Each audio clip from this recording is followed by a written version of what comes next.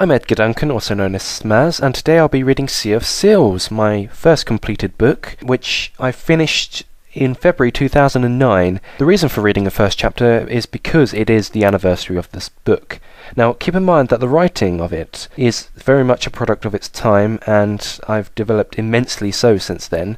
So, here's Sea of Seals. I hope you enjoy. Chapter 1. Bananas. There are many things in our world that cannot be explained, such as why bananas grow on trees, why the universe is eternal, and why we are even human. It's a good thing, then, that things can be explained in worlds that have no relation to our own in terms of race, in a completely different eternal universe with a completely different understanding of why bananas grow on trees. The planet Yarth. A distant planet in an ever-expanding universe in which the residents believe that they are the only planet with life itself. Yarth's inhabitants are complicated people with simple minds, with most delving on greed and aspire to become rich and perhaps become something more in their greedy lives. Yes, you've guessed it, exactly like humans. Indeed, this planet resides in a dimension unlike our own, but resembles the equivalent of Earth.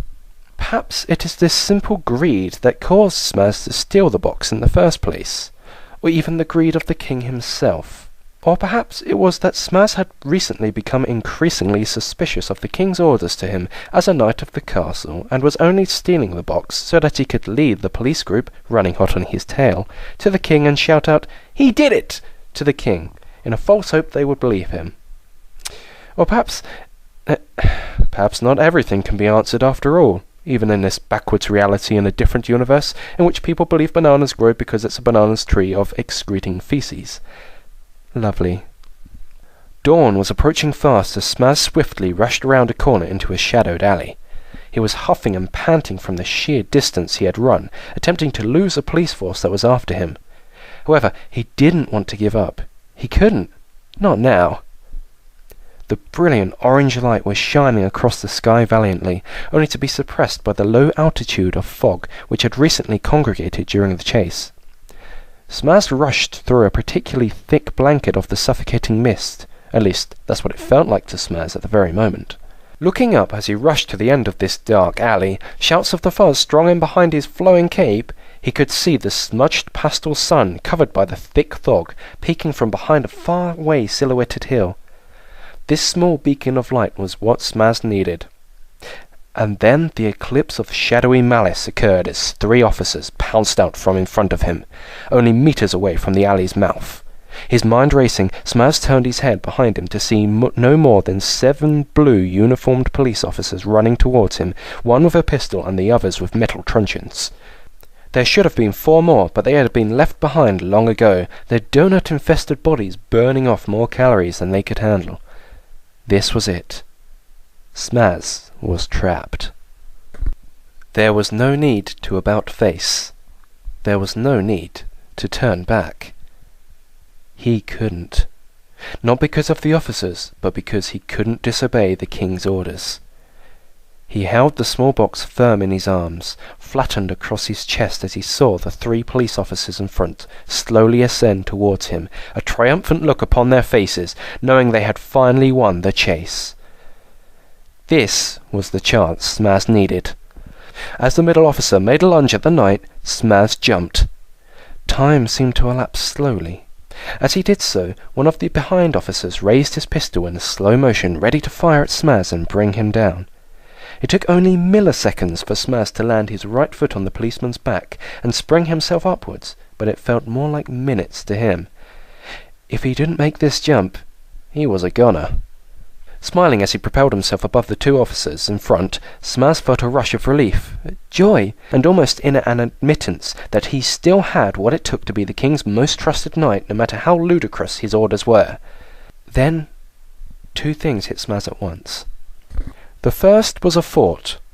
The immediate thought was the recurring one that Smaz had become suspicious of the king. His bizarre orders recently had been cause of worry for the faithful knight, and he was beginning to question the king's motives in his mind. Killing? Theft and banana eating? It was unlike the king to order such things, especially one as atrocious as banana eating.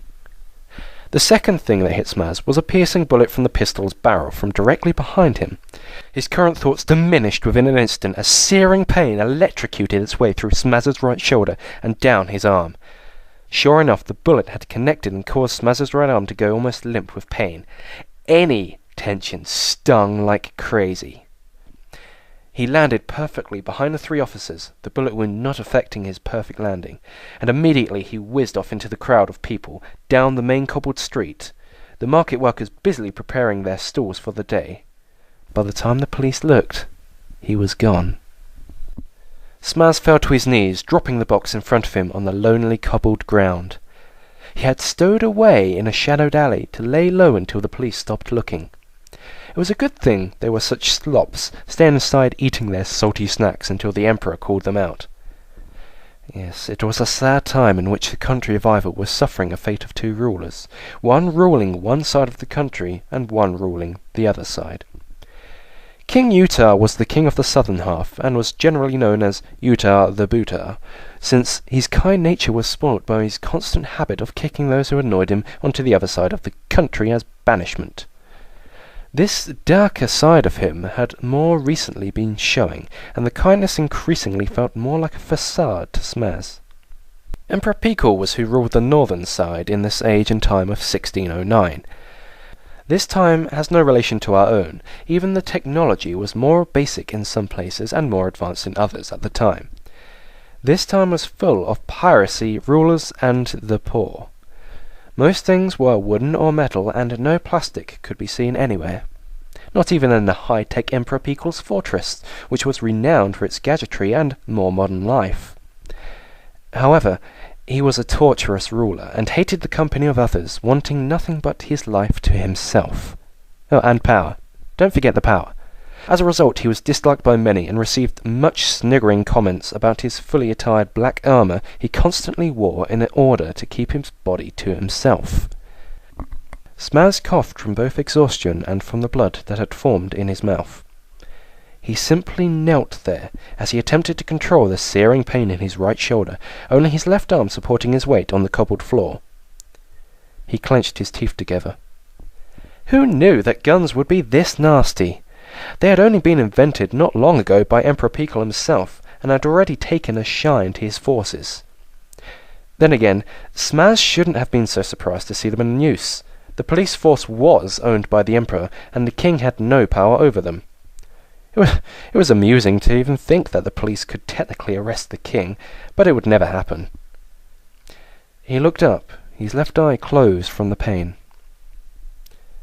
There was the box, made of pinewood and varnished to perfection. Had the fog been thinner, perhaps Smaz could have seen some sunlight reflect off of it and into his furry face on the box's lid. He pulled himself up to the box with hefty might with just his left arm and clenched his teeth further. He finally was up to the box. Dust from the cobbled floor pattered against his dark purple trousers. He could faintly see his reflection in the beautifully crafted black varnished box. The intricate design fascinated Smaz. He wondered why the king would want such a small item. Studying his reflection, he hobbled up and leant against the brick and wooden wall to his left, some wooden fruit crates below him. He could faintly make out his pale white face and his long muzzle. Amusing. This world saw many anthropomorphic creatures from 2 main species, Quiotes and Phais. Smaz was a Quiote, a strange creature who bore long muzzles, very long and thin ears at the top of their heads, and a handy tail. Quiotes usually had 2 colours of fur too. Smaz's face colour was that of white, as was his scruffy tail, which stuck out from beneath his crimson cape. He checked his reflection through a squinted eye, trying to get better detail on whether he was bleeding anywhere else. He saw his grey, fluffy fur from his torso, not wearing anything on the top half of his body other than a red cloak that draped behind him, supported by the purple gem that indicated that he belonged to the king. The brown leather straps wrapped around him to support his sword, and his long boots were dark with the colour of the night. Smaz was a sight. Then the pain returned more so, and Smaz realized that he must find a doctor of sorts first, despite whatever cruel medicine they would give him. Anything but a banana. Holding his injured arm, Smaz slowly walked down to the end of the alley, sure that the police were now gone, and placed the box in his pouch on his main belt, for safe keeping.